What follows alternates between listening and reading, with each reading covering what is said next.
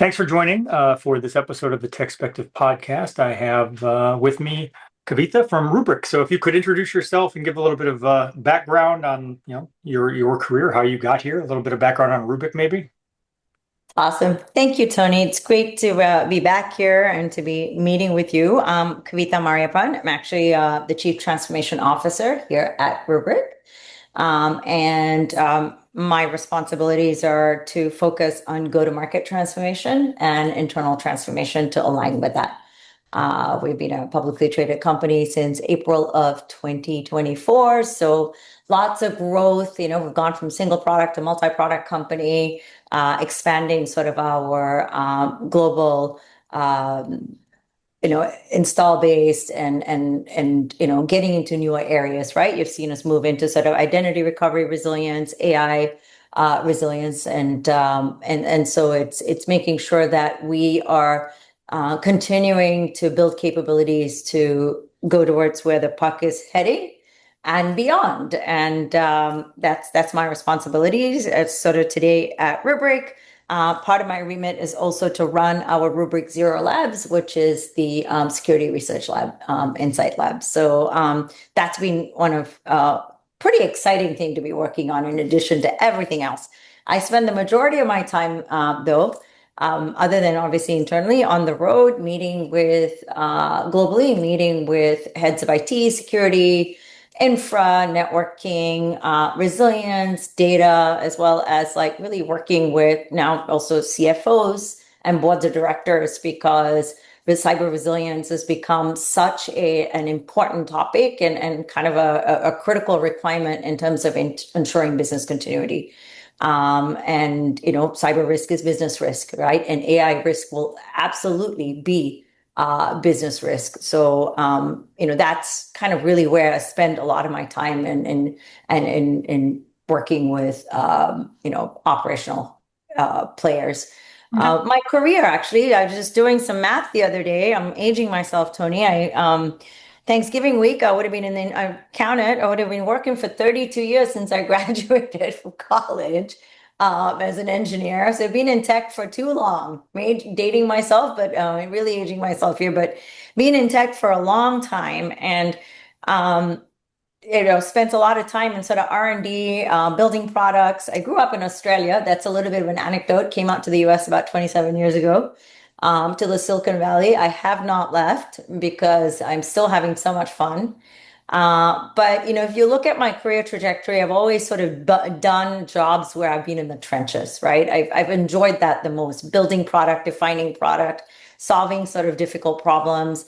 And then a lot of this sort of moved me into the second half of my career, I would say, into with a strong anchor on staying in technology, like building product, but into how we go to market, right? And how we go to market is how we, make sure we're building the right products that meet the right requirements for the right markets. Every country, every region, every geo has its own requirements and capabilities, and sort of how do we start thinking about that and bringing that back into the fold, and kind of solving some of the gnarly problems. Spent a lot of time early in service provider, moved into enterprise.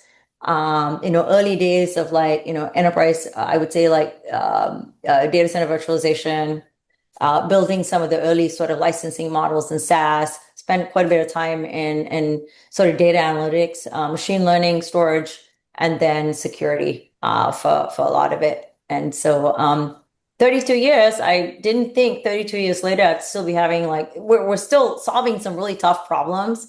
And if not equally more excited about where we're heading right now with sort of this AI revolution. Well, just to kind of start there, I think the 32 years, I'm grew up basically the same era, and I think from my perspective, it seems like we've packed a lot of stuff into 30 the last 30, 40 years, and it seems like that pace of acceleration is increasing, but I'm a little bit curious. Sometimes I think, okay, but does that just feel like that to us? Like if you went back to someone in 1950, would they say the same thing? Right.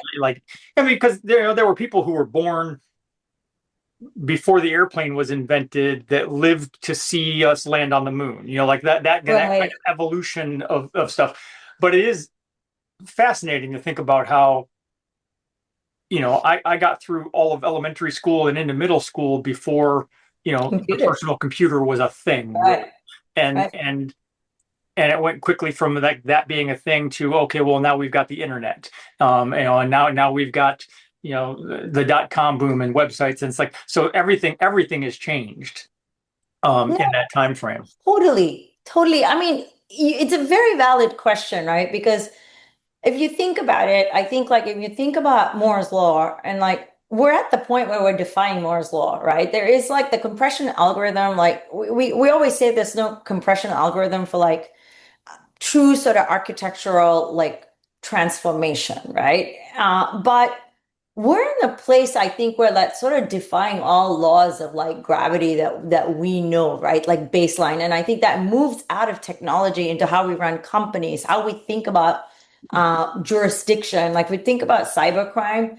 How do you adjudicate? How do you like, like a nefarious sort of like act, right? Like a Mhm. cybercrime that's been perpetrated. There is no precedence for so much of this between ethics and privacy and governance and like all like I truly do believe, and I think we're in definitely the throes of what is the next industrial revolution, right? I mean, if you think well, look at the World Economic Forum says they're saying AI is the fourth industrial revolution, and the prior one was in the internet, and I think right before that it was kind of like automobiles, right? And trains, automobiles. So in our lifetime, Tony, we are fortunate enough to have seen two, Right. like in our professional lifetimes, right? Yeah, I go back to like yours in my childhood. I was my parents' remote control for the TV, right? And I had that Right. big We're like we're wooden we're, we're box. the we're the generation who knew how to set the time on the VCR. Right? Like my kids, I hope they know how to read like an analog watch, But look, I think this is why, I mean, we think about companies. You ask me, like, what does Rubrik do, right? Companies are redefining and really thinking about their mission statement. It's like, where are we? What do we need to be?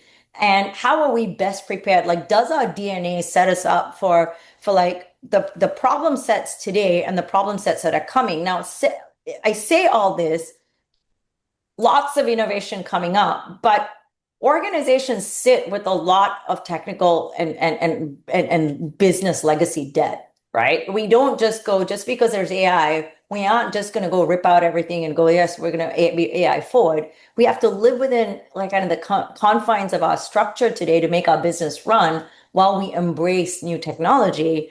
And sort of start thinking about how we incorporate a lot of that into our business processes, right? And like build internal like operating playbooks.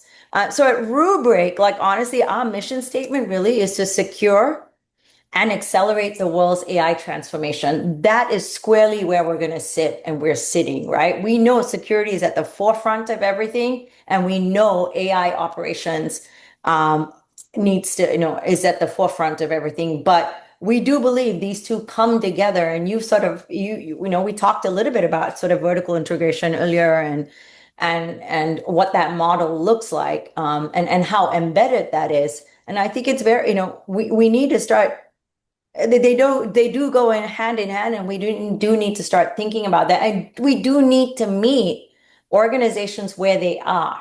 And I think that's where everybody is at a different stage in their transformation journey, right? We went from Right. automation transformation to digital transformation, where we really focus on sort of cloud transformation, application transformation, network infrastructure transformation. Um, and now we're sort of looking at AI transformation, different models, governance, applications being natively built, the whole, DevOps and DevSecOps industry is sort of also being completely transformed. How we code, how we build companies. Lots of conversations around like our kids even being, all our, students at colleges today, are they actually going to come out with the right skill sets for what the industry will need in 4 years? I have a kid, is a junior in college right now. I have one going to college in about a year and a half, and we have some very, deep conversations around like what are the skills that are going to be ready, like and right for you in 5 years when you get out, right? So Yeah. some sort of very pressing, I would say, like not problems, but like opportunities for us to think about. Yeah. Yeah. I mean, I want to get us onto the topic I Yeah, brought you on to talk about, but I think it is very, again, this is something that has probably always been true, but it feels more true now because of the pace of change. And that is when you're coming out of high school and you're trying to think of, okay, well, what do I want to do with my life? right, Like, first of all, like my own personal stance on that has always been that shouldn't be the default. Like the default shouldn't be I've just completed 12 years of education, and now I have to decide what my entire life looks like from here right, on out. Which is why you see a lot of kids who go into college who year two are changing their majors because like yeah, now that you've had some time to think about it, like, well, maybe that's not what I want to do. But right, but to your point, it's also you're looking at this list of like, okay, well, here are the majors that the colleges offer. Like, do I want to be an engineer? Do I want to be a lawyer? Do I right, want to be an architect? Like what do you want to do? But the education system, the college, the university system lags behind where we're at. And so like when you go and you get a degree, say in computer programming, like yes, you can get a degree in that, but meanwhile there's emerging stuff that's coming out that the colleges has not caught up with. So like you right. might graduate with that degree, but that doesn't mean that your skill set is applicable today. Yeah, and I think like, I'm definitely getting to like the meat of like our topic in a second, but as academia sort of gets nervous about the use of AI by students because we have digital learners, right? All these students are digital learners, digital native. They're using tools to accelerate learning, do research, and people are built differently. Some people are visual learners, some people are not. Universities are quite, and I would say academia is like quite reticent to that, right? And Right. so, yeah, I mean, it'll be interesting to see how I saw someone post on readiness. LinkedIn today or yesterday something about a college professor who, instead of saying you can't use ChatGPT or whatever, Yeah, literally the assignment was use ChatGPT to do this, to whatever the assignment was, and then go in and tell me why it's wrong. it's And and clever, right? and it was like it was a kind of a clever workaround. I was like, look, Right, most the kids are they're gonna use ChatGPT even if you tell them not to. right. Um, but this was like a good way of saying, okay, look, I want you to use it, but I also want to teach you that it's not perfect. Like, so I'm gonna give you the assignment to basically make you dissect why it's wrong. Um, Yeah. and that's probably a really useful exercise. No, I think it's very clever. Like lean into it, right? Very, very clever. Okay, so let's bring us back to Yeah. some. So I've had past guests on the podcast where we've talked about how and again dating myself, like I've been around long enough to go from you know and the original foundational cybersecurity to endpoint security and the kind of the castle and moat approach of, well, I'm going to guard the perimeter. Then we went to detection and response, and you had EDR, NDR, MDR, all the DRs. Um, and then recently, I feel like we've gone to cyber resilience. Everyone talks about resilience now, and that's kind of become this like, okay, yes, we want to guard the perimeter and protect the endpoints as much as possible, and we want to prevent what we can prevent. Hmm. We also want to detect and respond because we want to acknowledge that we're never going to be perfect at preventing. Right. And we need to be able to know when something's going on and detect and respond quickly and effectively.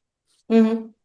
And all of that, when you put it all together, is this resilience focus is to say, well, look, things are going to happen. Like we need to be prepared to defend, but no matter what happens, we want to know the business will continue. And Right. that I feel is where the resilience part comes in. Right. Now, at the same time, another thing that I think has been another kind of evolution of these things is where we were at one point, saying, okay, well, we're going to just guard the walls. And then we said, okay, well, the walls aren't good enough. We're going to guard the endpoints. Right. And today, even before ChatGPT and generative AI, Right. the endpoint is the identity. Like identity security, that is the front line. Like it's not the laptop, it's not the PC, Right. it's the identity. That's the thing we need to Right. protect and secure. I think AI now, when you bring ChatGPT and more recently the agentic AI Right. models that people are putting forth, that exponentially amplifies the issue. It's like, oh, so now all of a sudden we're going to have all these, millions or billions of agentic identities running free on the network doing things. Right. Hopefully that's going to streamline productivity. It's going to, we're going to accomplish great things, and humanity will live happily ever after. But in the meantime, we've got these billions of identities that we need to protect. So I know, you said you oversee, Rubrik Zero Labs. You guys did the identity resilience We report. did. So let's talk about that. Like let's just start with your general thoughts on the report. Yeah, that's, when I was kind of studying for our meeting today, right? I was kind of thinking about like, what is a good phrase for me to coin for you, right? And I think, I came up with sort of identity resilience as the next frontier of incident response. Without identity, organizations can't log in, much less recover, right? I think that is like in human language, like that is the crux of it, right? It's we have elements of security, but this is the front line, a front perimeter of defense. And it, in a sense, paralyzes the organization's ability to function. Can't log in, which means you can't do anything, run your business, let alone recover, right? And there's so much to unpack there, right? In terms of like, as we think about statistics. So one of the things I would say, like, overall study is we focused, we wanted to focus on identity specifically for this. You had seen kind of the last report back in spring.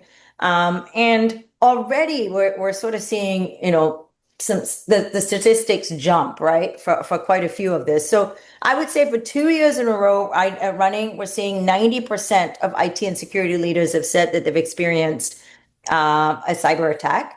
And in the past year, 1 in 10 experienced 100 or more attacks. Out of that, we saw a huge increase. And Alana will send you all the statistics, right? That of the impacted organizations, identity was the front line of perimeter. 90% of them surveyed agreed identity-driven cyber attacks are at the top threat to their organizations.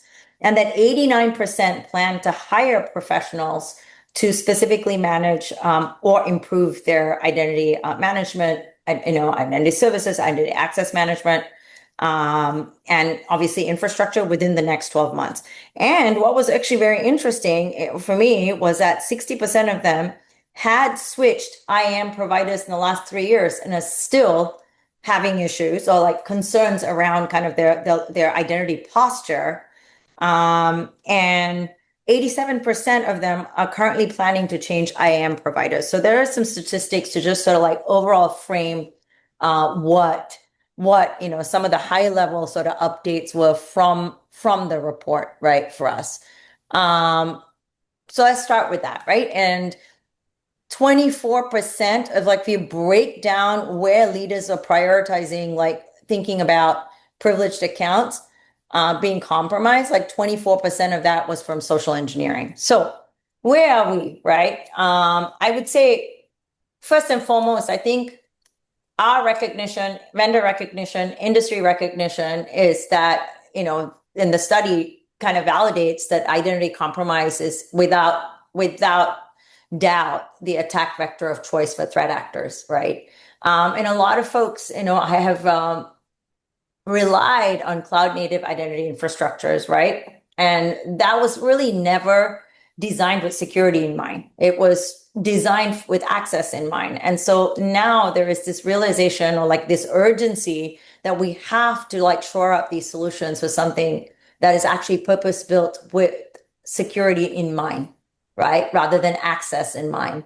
And I think the other thing that was also like evident in this report, which we're aware of, but this provided some empirical evidence, is that we're now grappling with a growing number of the types of identities that we need protection, right? We focused on human identities. We looked at least privileged access in terms of like our workers, our third party, our supply chain, and our suppliers and contractors. But now we're also having to think about non-human identities, machine identities, agentic identities, human identities. And how do we start thinking about like what privileged access looks like in sort of that context, and what the proliferation of that would look like in the environment.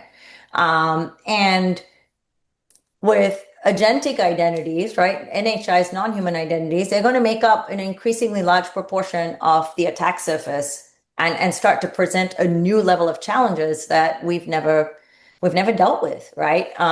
One of the stats we have, uncovered is that at least we're seeing at the tip of the iceberg right now, non-human identities outnumber human identities 82-1, right? That's just now. Like, when you and I sit down 12 months from now, I think we'll see a very different number, right?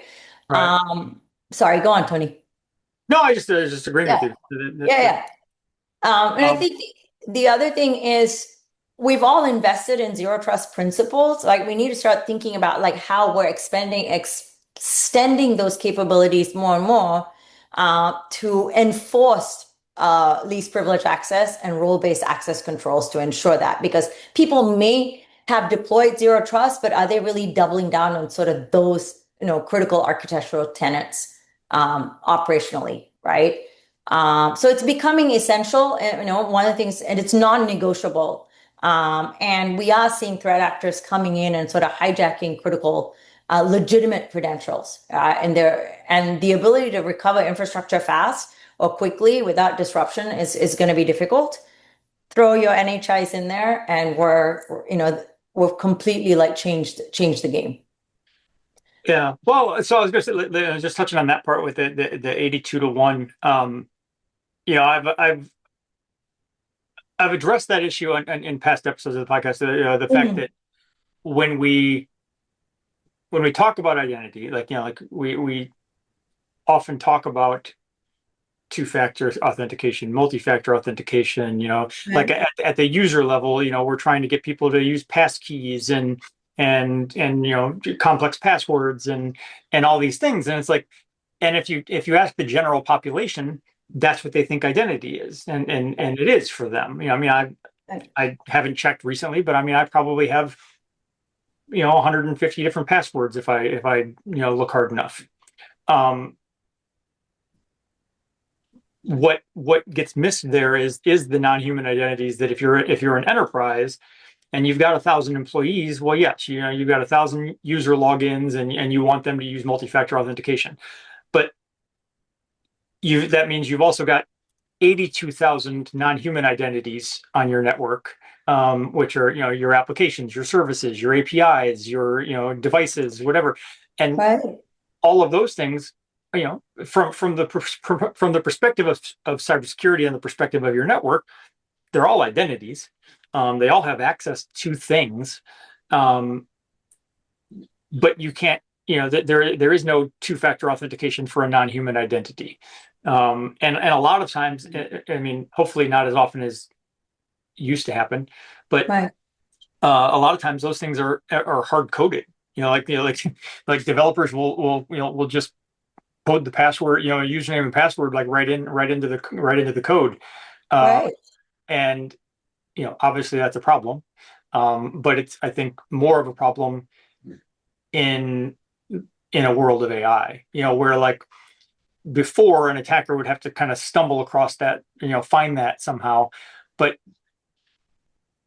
the way AI algorithms work, you might accidentally find it. Right. So when you're talking about identity, and I mean, correct me if I'm wrong, like yes, user identity and two-factor authentication, obviously that's still a thing. Like for users, we want people to have these things, Good but hygiene, right? Right. yes, but from an enterprise perspective, like hopefully companies are looking at the broader picture, and that they're not thinking totally in those terms. But like, so in the report, I know we like, and you alluded to this already. um there's the sort of recognition that attackers are logging in, not breaking in, which actually, to go back to when I framed this in the first place, when I was talking about the shift to identity being the new perimeter, that was years ago, and it was based sort of on that logic. On Basically, the I, perimeter I was having defense a logic. Yeah. conversation. I was having a conversation with some cybersecurity vendor, Yeah. and we were talking about attackers gaining access and stuff, and actually, I think I was talking with a vendor that was focused on insider threats, Okay. and I said, as we're talking about this, and I'm thinking about it, almost all attacks are inside threats at the point of attack, because once upon a time, I had a perimeter, and it was like, okay, well, we're the good guys in here, and those are the bad guys out there, and if I just keep Right. them, if I keep them out, then Yeah. then we're good. But that hasn't been the case for many years. Like, at the point of attack, it's somebody has Tony Bradley's credentials, and they're logging in as Tony Bradley. Right. And so, like, it's not, and like I said, that goes back 10 years maybe.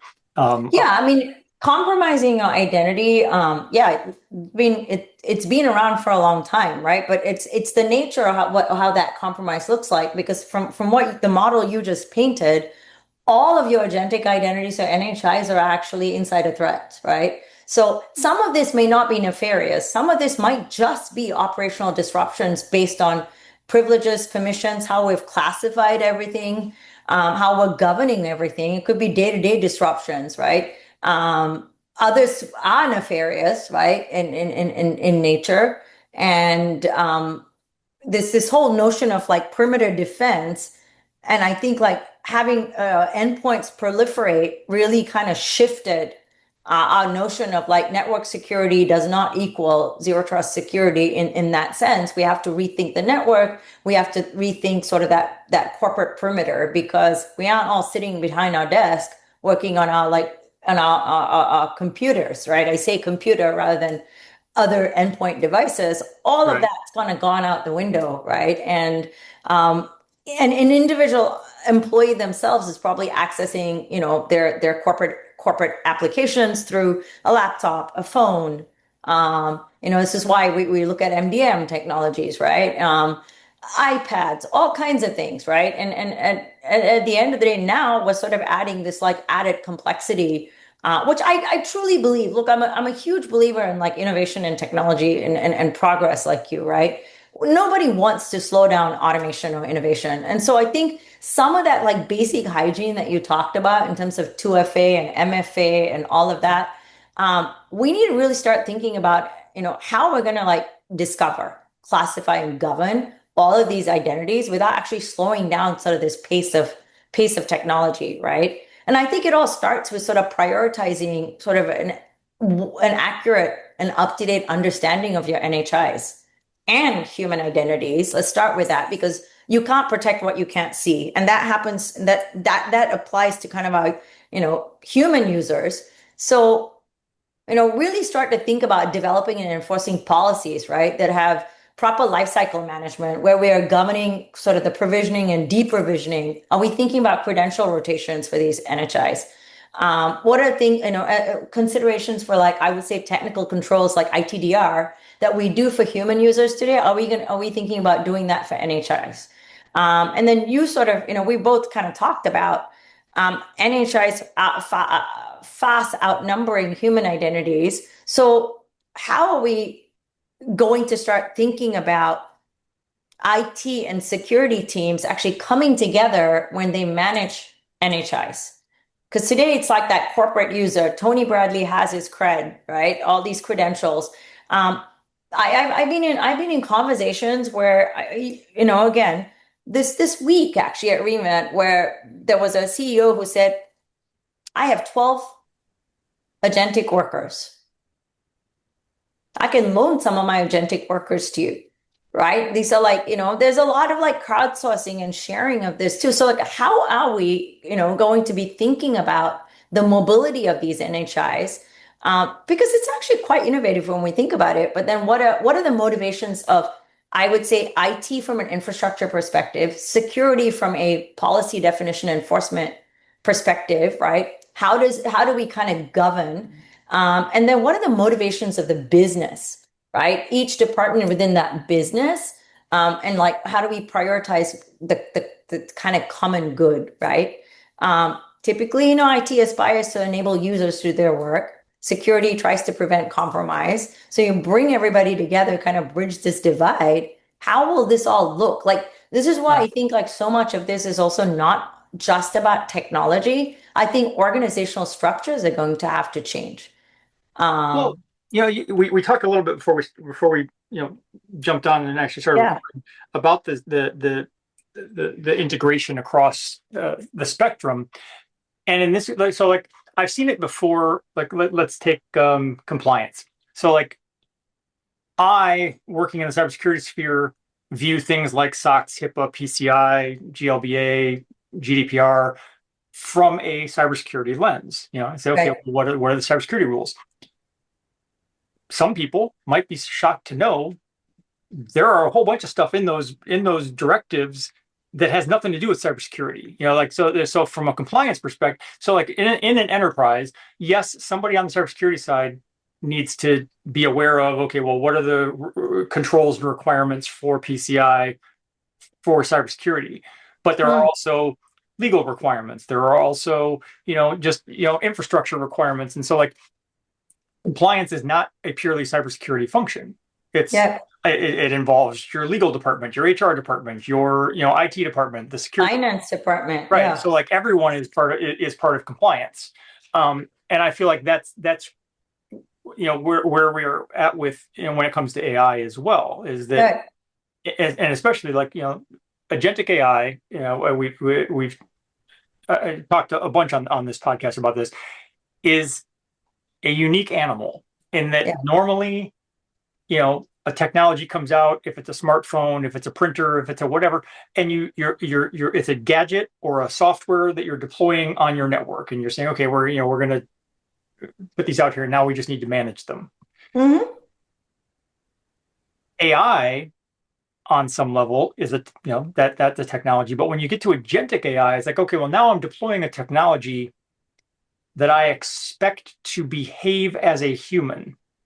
That I'm going to give it roles and responsibilities and permissions and access like I would a human employee.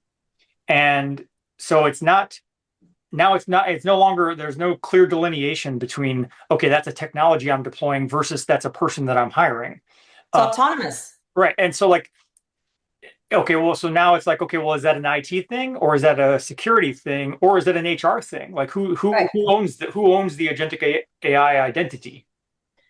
And while we task force a lot of this, these agents don't sleep, right? They're running. Which is a pro and a con, right? So, yeah. I mean, because it's part of the benefit. Like if right.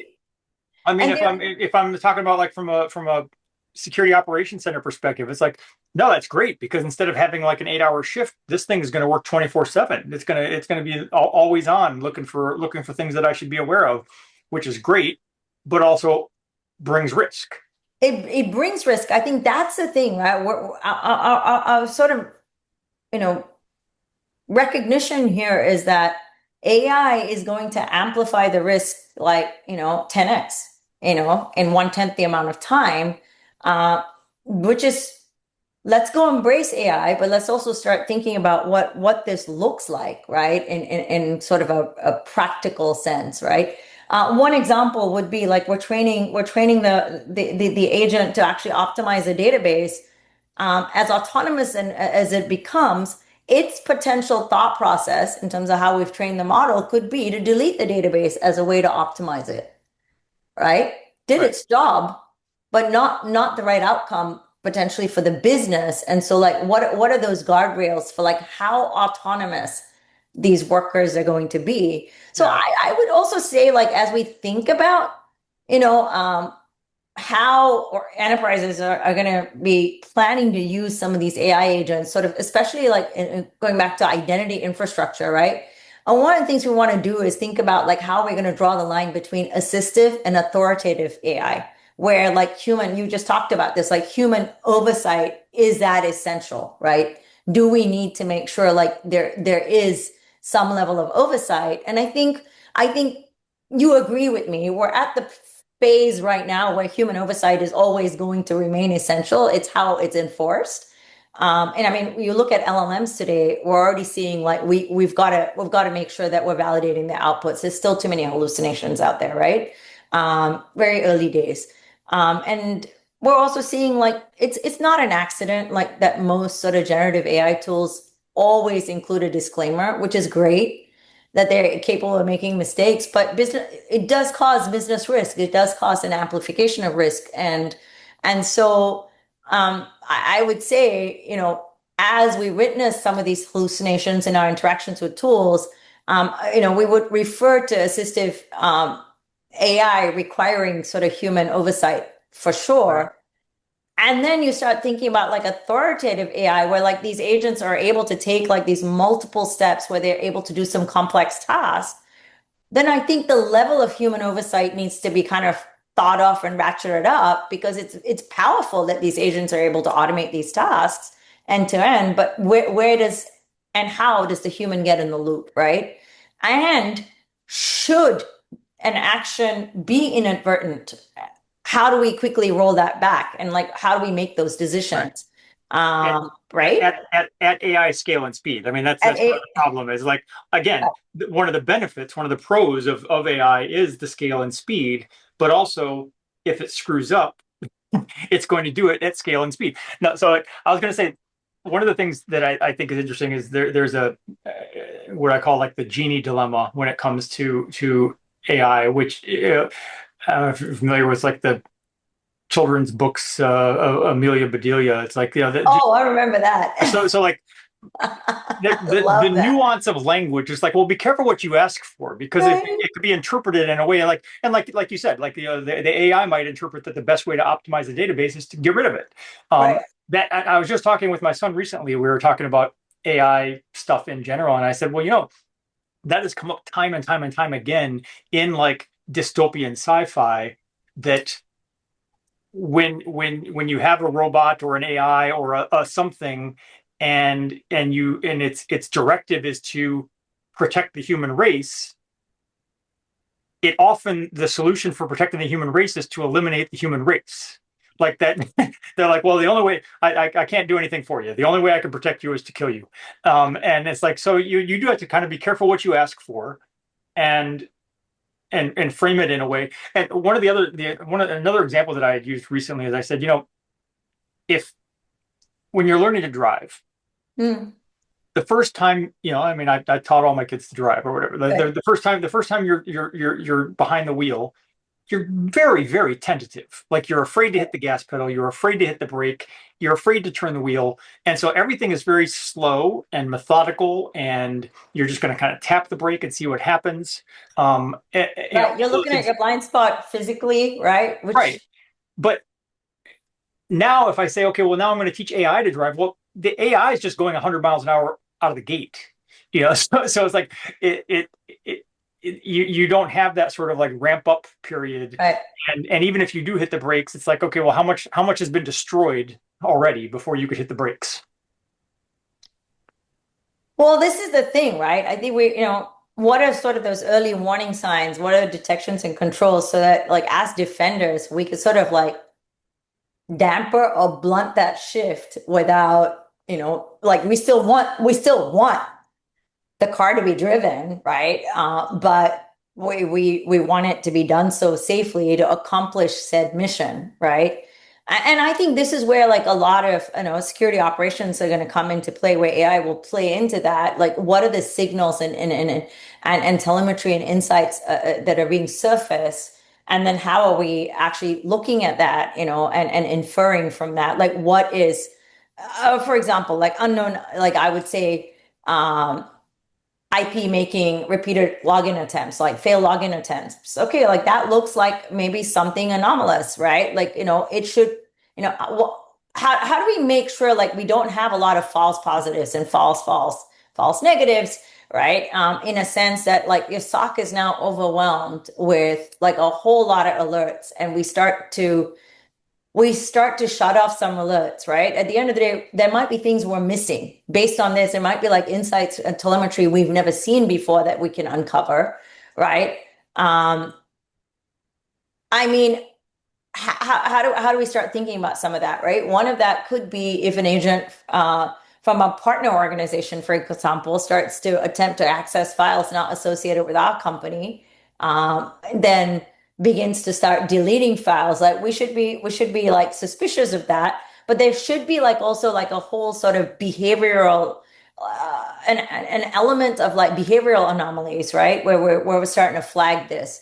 That's outside sort of like the guardrails of like what is allowed. So I do believe like in this attempt to refine the model to like execute most optimally and efficiently, we have to start thinking about kind of what that risk vector and compromise looks like, so that at the end of the day, like you said, if you think about like protecting mankind, it could, like, quoting you, it might be to destroy mankind. Like, we don't need agents going rogue, right?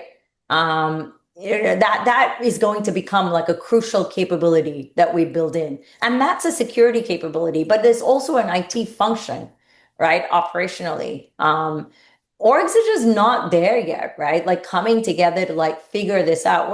We see a lot of organizations that still in like various stages of their digital transformation journey, trying to, find the right budgets, and focus on keeping lights on. So I think an area with a lot of what we've talked about also is like observability. Observability around AI operations are going to become key. What does that control plane look like that enables a lot of this, right? And the ability from a control perspective to undo anomalous action, right? Right. Well, and at what frequency? Because again, like Yeah. it's AI is operating at the whole point is that it's operating at a speed and scale that humans can't match. So even if I put a human in the mix, I can't ask the human to check every single thing the AI does that goes against the very concept. But I have to Yeah. say, okay, well, I don't know, check every 100th thing, every 1,000th thing, like check once a day, check, I don't know, whatever the period is. You have to define what you're comfortable with, and I think it will change over time. Like initially you're going to do a lot more checking until you get Right. comfortable and say, okay, it seems to be doing the right thing, and now I can give it a little more leeway and check less often. um in the survey and in the report, I think more than half of the respondents said that they expect the next wave of attacks to be driven by agentic AI. What would you say people should be looking for? Like, what would the early warning sign? What would you detect um, to defend against that? Like what would you even be looking for? No, that's a great question, right? Look, I think one of the things we want to make sure that we're really focusing on is our ability to, you know, our ability to actually like detect and automate, right? Like we need to start thinking about that. Um, for sorry, just kind of lost my train of thought there. We were talking about so many different things. Um, Look, one of the things I would say is like we need to start thinking about like actions agents take that trigger alerts in the same way they do with human users, right? Like that's one thing. I think that's a critical area, right?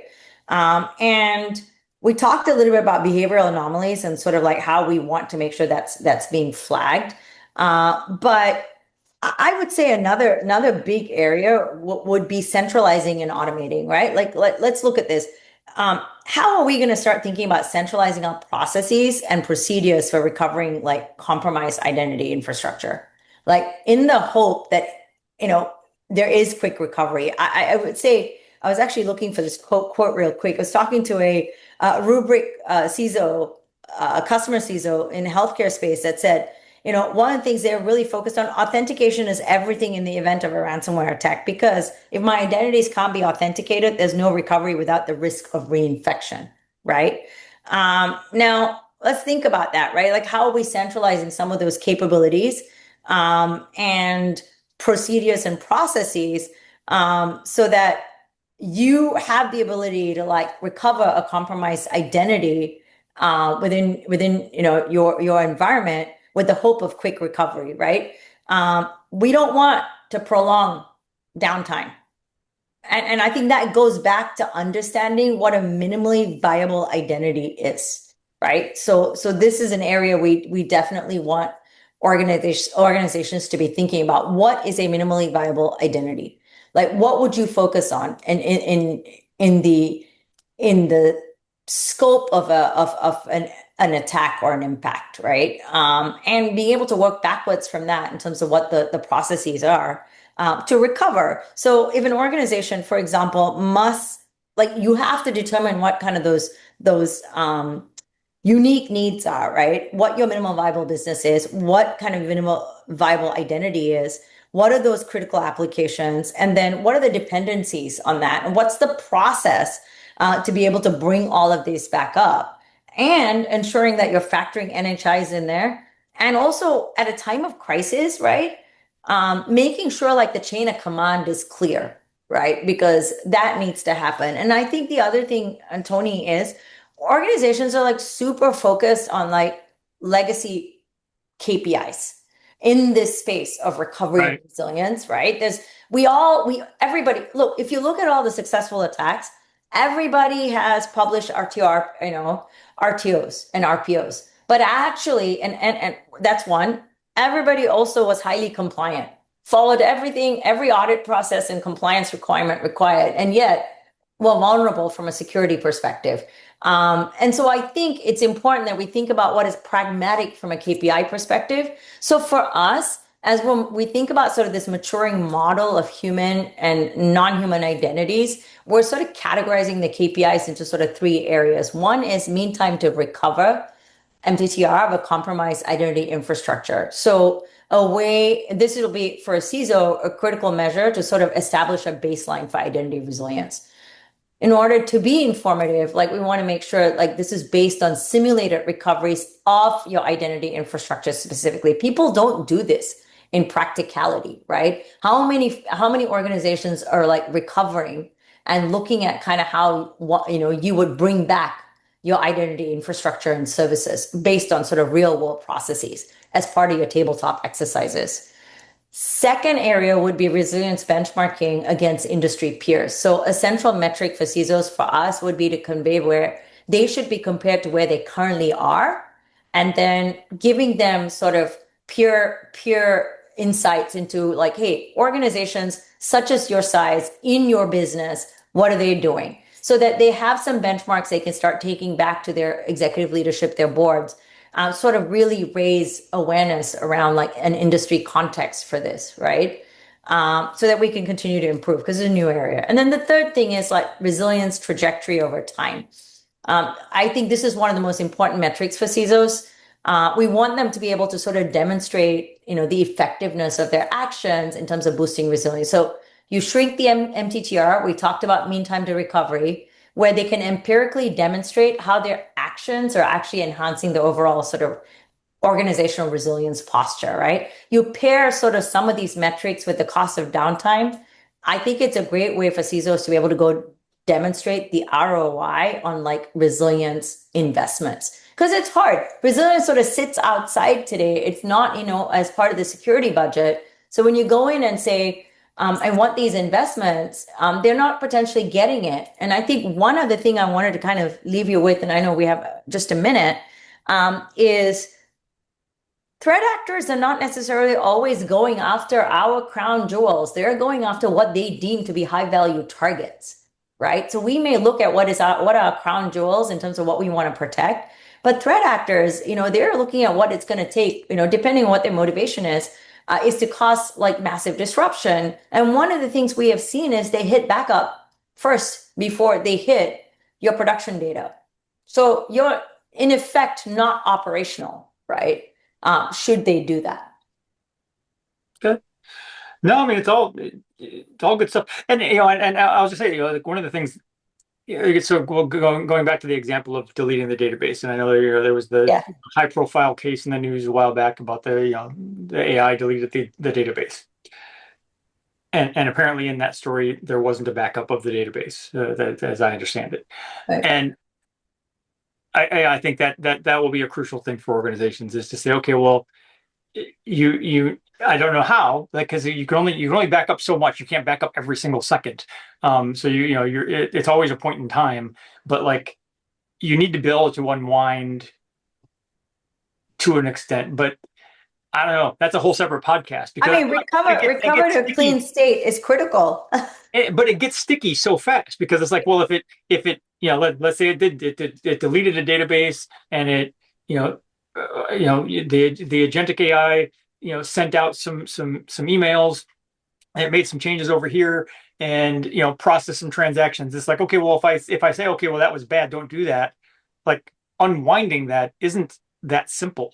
Like Well, this is exactly right. I think like really like documenting shifting processes, like all of this is an organic living system, right? Um, and actually having this ready to go should something happen, is where I think we need to put a lot of focus on it because we've not, I mean, as an industry, the security industry has always said they will build the next thing for you to make your perimeter, defense stronger, right? And I think is really shifting this mindset to say, um, we've got to redefine resilience and recovery as like part of new security infrastructure because that is your last line of defense. all right. Well, I want to thank you for taking the Thank time you. to have a conversation with me. Awesome. Thanks so much, Tony. So good to see you, and you have a great weekend. You too. Take care.